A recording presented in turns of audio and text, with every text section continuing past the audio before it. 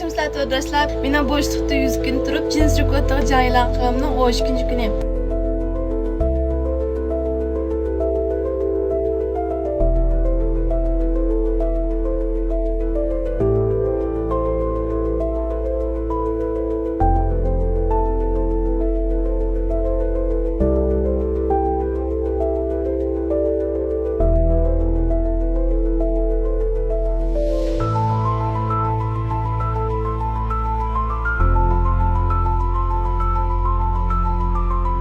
Yaxshi sizlar to'g'rilar. Bugun 5-oyning 29-kuni.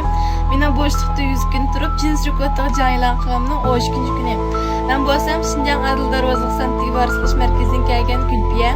Men hozir uzunligi 260 metr, egizligi 80 metr sim ustidagi kichik uyning ichida. Bizning necha kun yig'ilib chiqargan zo'pinglarni qo'llab berganinglarga rahmat. Arjaylik turdoshlariningki yoqtig'iniga menda anzimsanlar bo'ldi.